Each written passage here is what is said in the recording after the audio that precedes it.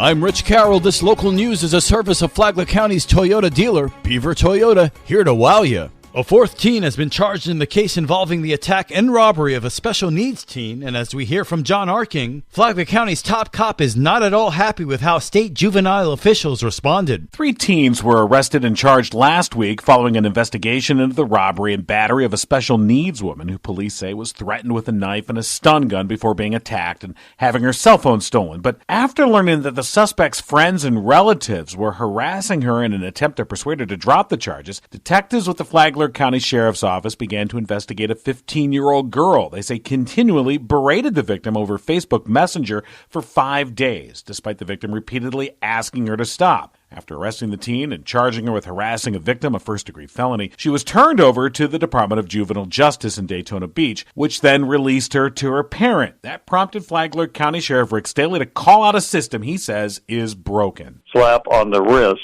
only result in more criminal behavior. DJJ and our juvenile justice system needs to deal with all of these individuals firmly so that our victims know that the system stands behind them and we will not tolerate the criminal activity or the harassment and intimidation of victims. The 3 teens arrested last week, a 16-year-old male and 2 16-year-old females, were charged with robbery with a weapon, false imprisonment, tampering with a victim, preventing communication to law enforcement, aggravated assault with a deadly weapon, and battery. They were also turned over to the Department of Juvenile Justice in Daytona Beach. From the WNZF Newsroom, I'm John Arkin. A lot of folks are ready to be over COVID. I'm ready to be over COVID. But COVID-19 protocols remain in place at Palm Coast City Hall. City Manager Matt Morton. Still the mask requirement, the temperature check requirement. I'll tell you, as of this week, I still have several employees. I have 2 that are seriously ill with COVID. And so, in our part, we're still going to continue to, as we do in all other areas, protect the public. I do our best to be responsible, protect the workforce. Without our workforce, we can't serve our community. And so it's the same that it's been. I know it's been a year. Fire Chief Jerry Forte said we're going to get to a point where we're at cruising altitude and these become our new normal for now. That's really where we're at. City Hall remains open for business.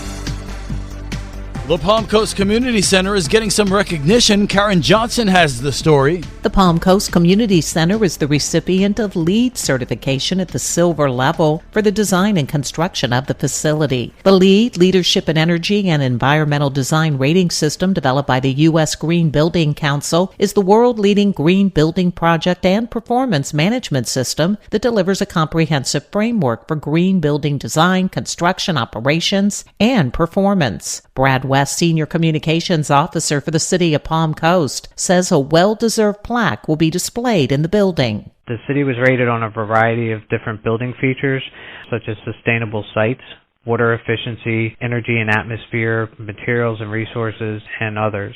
So the city was awarded 50 points for items such as rainwater management, open space, outdoor water use reduction, green power, and carbon offsets. The community center is the hub of parks and recreation for the city of Palm Coast and offers something for all ages, activity classes, special events, and rental space for parties, weddings, business conferences, and more. The renovation and expansion project completed in 2018 tripled the size of the facility to 21,000 square feet and added a grand entrance and lobby area featuring a contemporary coastal design. For Flagler's Morning News, I'm Karen Johnson. What role does medication play in helping the elderly with their mental health? Dr. Tanam Ahmed Kabir says it can play a big role. She's a primary care physician and geriatric specialist and says the antidepressants and anti-anxiety medications are the ones she focuses on for seniors. I do recommend maintenance mood stabilizer medication. That means in the elderly, I recommend they take a daily medication to maintain a sense of mental stability at all times versus just giving a medication to take only when needed. Dr. Ahmed said that medications that are taken as needed can be habit-forming or addictive. The interview with Dr. Ahmed came from Lifeline. You can listen to Lifeline every Saturday morning at 9 right here on WNZF. And now you're up to date on Flagler's Morning News. I'm Rich Carroll.